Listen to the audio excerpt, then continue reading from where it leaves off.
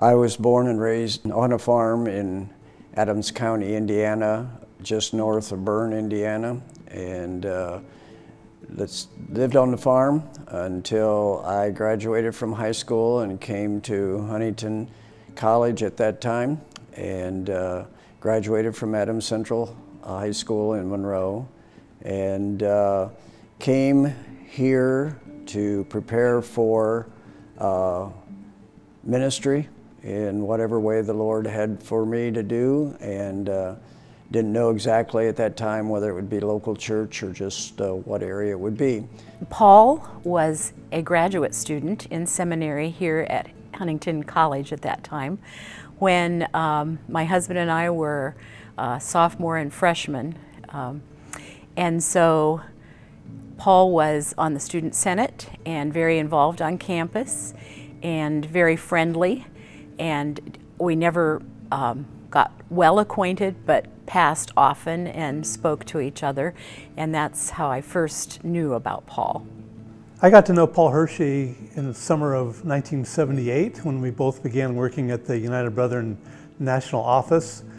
I came as assistant editor and he came as manager of the print shop. He did that for 3 years until we needed to close the print shop, but he did a great job of running it.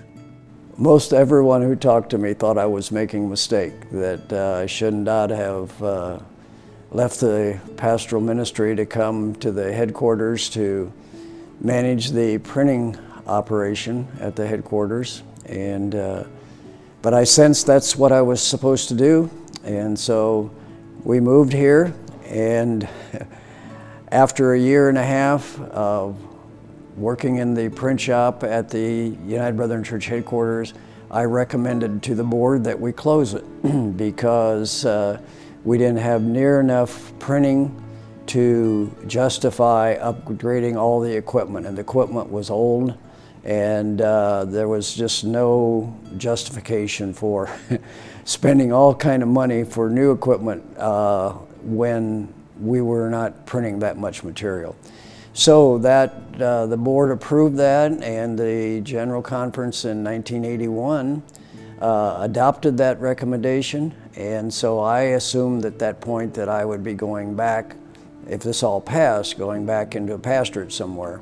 Well, that General Conference of 1981, they did some reorganization, and they ended up electing me as the director of a new department of church services, and I ended up serving then 4 four-year terms as director of church services. Paul carried out a lot of major tasks for the bishops.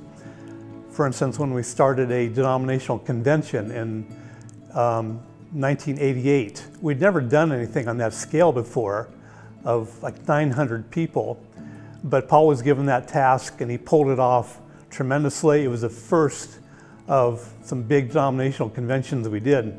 Now we do them every 2 years, but Paul got it started and showed us how to do it really well. Paul was a leader, but a quiet leader, and very friendly and open to everyone, and he just came across as a genuine person who cared about people, and yet he had very strong leadership qualities. Paul was a guy who would do anything for you. He had a real servant heart. Everyone who talks about Paul talks about his servant spirit. Nothing was too dirty for him. Nothing needed to be glamorous. He would just get down there and help people in whatever they needed help with. Paul believed strongly that the national office should serve our churches, and rather than that the churches would serve the office in some way, providing money or whatever. And that servant spirit permeated the rest of the staff. We came to understand that we were there to serve our churches and help them accomplish their mission. I look at the mission of Huntington University, Christ, scholarship, and service, and this man really epitomizes that. Christ is obviously first in his life, and he has been a strong scholar through the years. He was when he was here in college, and he's learned so much since then. I mean, if you look at his resume, there's lots and lots of learning that has taken place since then. He's a Bible scholar. He leads our small group, and that's exemplary. And then finally, the service area is the thing that really stands out to me with Paul, because he is always serving and he looks for ways to serve. And every day he's out mowing someone's lawn, praying with someone who's going into surgery, calling someone, texting someone, taking people to their doctor's appointments, anything that's needed, whether it's a neighbor, a church person, a friend, he's right there all the time. And that to me is just something very special and something that needs to be recognized, and that's the reason that I nominated Paul. I admire people like Paul Hirschy who have a servant spirit and who give themselves to a life of Christian ministry. Paul has done that.